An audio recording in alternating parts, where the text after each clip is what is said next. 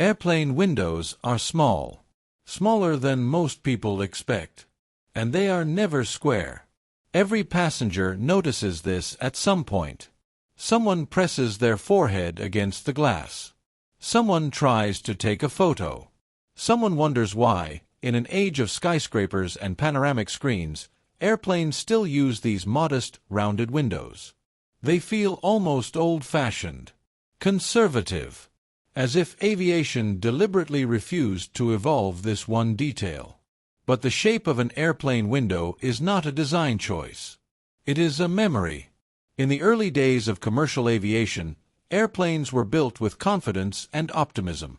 Engineers were inventing something new, but they relied on familiar ideas. Trains had rectangular windows. Ships had rectangular openings. Buildings had corners and edges. So airplanes did too. Early aircraft featured square or nearly square windows, cut cleanly into metal fuselages.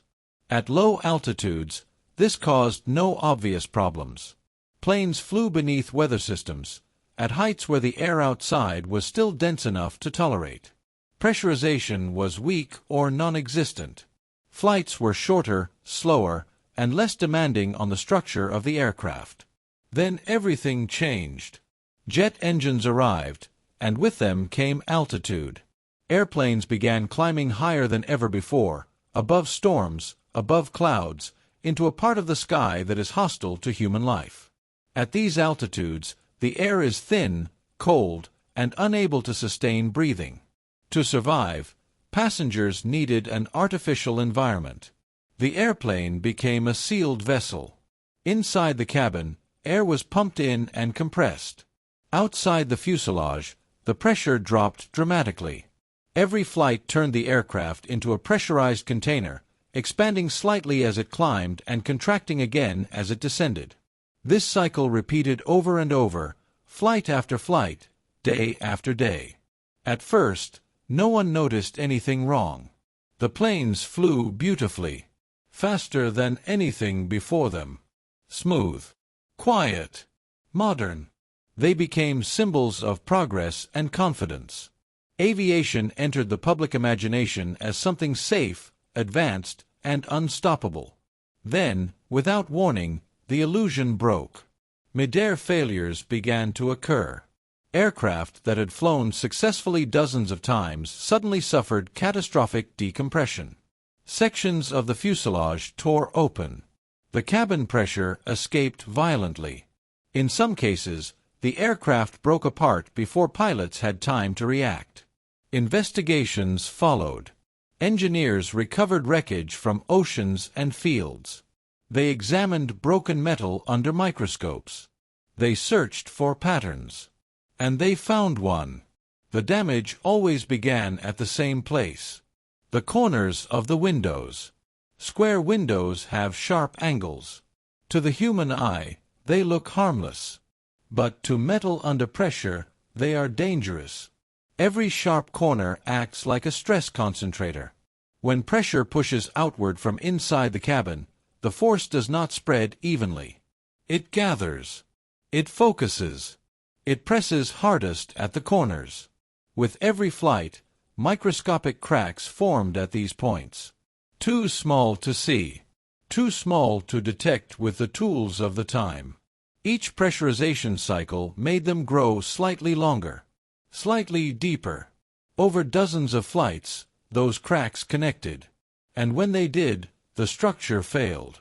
The airplane did not break because of speed or altitude. It broke because of geometry. The realization was devastating. It meant that the problem was not a single aircraft or a single manufacturing flaw. It was a fundamental misunderstanding of how materials behave under repeated stress. Aviation had reached a level where intuition was no longer enough. Engineers had to rethink everything. The solution was simple, but profound. Remove the corners. Circular and oval shapes distribute stress evenly. Pressure flows smoothly around the curve instead of concentrating at a single point. Without sharp angles, cracks have no natural place to start. Fatigue still occurs, but it spreads across the structure instead of focusing in one deadly spot. Windows were redesigned into rounded rectangles. Not perfect circles, but shapes that balance strength, visibility, and practicality. The openings became smaller as well. Every cut into the fuselage is a weakness. Reducing the size of that cut increases the strength of the aircraft. This change transformed aviation. Modern airplanes are designed around the assumption that materials will weaken over time. They are built to tolerate fatigue, not ignore it. The rounded window became a symbol of this new philosophy, a reminder that safety is not about resisting failure forever, but about delaying it long enough to manage it. Passengers rarely think about this when they fly. They watch clouds drift past. They see the curve of the Earth at cruising altitude. Some complain that airplane windows feel cramped. Others fall asleep with their head resting against the wall. Few realize that those smooth corners are the reason the cabin remains intact. Every flight quietly repeats the same lesson. The fuselage expands. The fuselage contracts. Pressure rises. Pressure falls. And the windows hold, not because they are strong alone, but because they do not give stress a place to gather. The most important advances in engineering are often invisible. They do not announce themselves. They hide in shapes, materials, and decisions that seem unremarkable. The airplane window is one of those advances. It exists because engineers learned from failure. Because they accepted that progress comes with consequences. Because they chose to listen to what broken metal was telling them. So the next time you look out of an airplane window, remember this. That gentle curve is not decoration. It is not comfort. It is not tradition. It is a lesson written in steel. And it has been keeping you safe. Silently. Every time you fly.